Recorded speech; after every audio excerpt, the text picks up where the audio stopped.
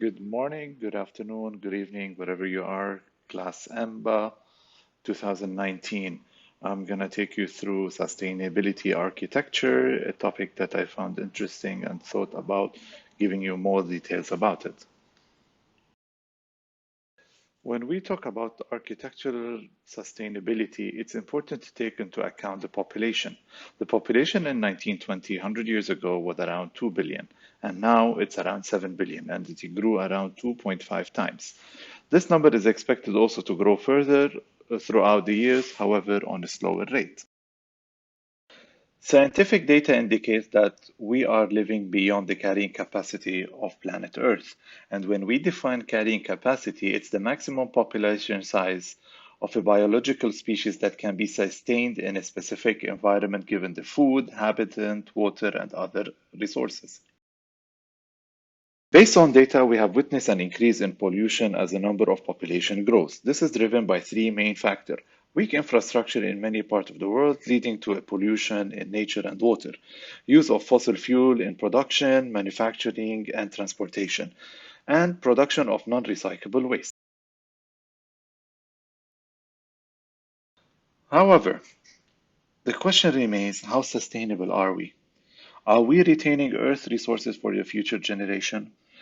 As Brundtland Report describes sustainability, it's the focus on meeting the needs of the present without compromising the ability of the future generation to meet their needs. Sustainability is the ability to exist constantly, and the three main dimensions of sustainability are the three P's, which is the planet, the people, and profit. And this is not just for the company that you are working with, it should be applied across the entire value chain.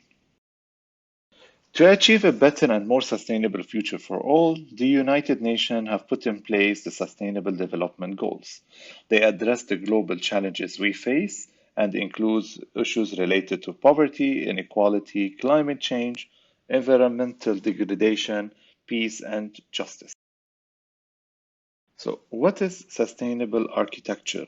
It is the architecture that seeks to minimize the negative environmental impact of buildings by efficiency and moderation in use of material, energy, development space, and the ecosystem at large. Sustainable architecture uses a conscious approach to energy and ecological conservation in the design of the built environment. We will focus on four main points: sustainable energy use, sustainable building materials, building placement, and sustainable building consulting. Across the world, countries are facing increasing pressure to reduce the ecological carbon footprint they leave on the planet. They want to slow down the climate change and protect the environment for the future generation.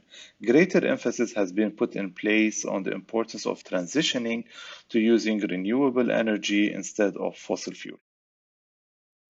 For example, Shanghai Tower is the second tallest tower in the world after Burj Khalifa in Dubai. It has received both LEED Core and Shell Platinum certification. The reason for that is the building used locally sourced and recyclable material in its construction. It also has designed to reduce the wind load, which eventually led to using lighter material. Sustainable architecture often incorporates the use of recyclable or second-hand material, such as reclaimed lumber and recycled copper. The reduction in the use of the new material creates a corresponding reduction in energy use in the production of the material. Consideration of building placement can produce multiple environmental benefits, including enhanced solar access, effective stormwater mitigation, and an increased area for planting. For example, Florida, a building should be oriented to minimize the sun's radiation and maximize the potential of cooling breezes.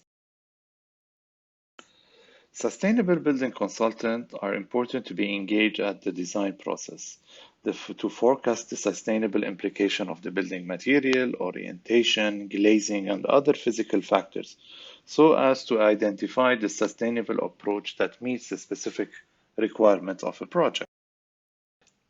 Talking about sustainable architecture, it would have not been done without a lean methods that seeks to develop and manage a project through relationship, shared knowledge, and common goal. Traditional silos of knowledge, work, and efforts are broken down and reorganized for the betterment of the project than for the individual participant. In construction, it's imperative to manage the waste that is produced. This could be done by using recyclable material, better planning, and the use of local material, as we've seen in the Shanghai example, to reduce transportation costs and its effect on the carbon footprint. Another important aspect of the lean method is optimizing the whole, not just the parts. We need to encourage all the teams to get together, build flows and processes not related only to their specific task, but to the task of the teams before them and after them. This will help create more efficiency on passing the jobs to the next team. Generating value is an important aspect of the lean method approach. It's imperative to understand what is the value proposition from the owner of the project and pass it to the key stakeholders to always address and question themselves on where they are away from the project. It's also imperative to help you minimize waste. Continuous improvement is an essential part of the lean construction approach. It's also known as Kaizen, where you encourage the teams to come together in a structured meeting to define their limitations, constraints, and bottlenecks to help them individually or collectively achieve more. Lean construction also uses similar tools, methods, and techniques that we have learned for lean approach. Some of the tools include BIM for lean design, off-site fabrication and just-in-time for lean supply, value chain mapping, and 5S for lean assembly. Finally, I would like to remind you of the 3 Ps of sustainability, which is the planet, the people, the profit. So it's important to keep our people safe, reduce material and tools as much as we can, and reduce cost.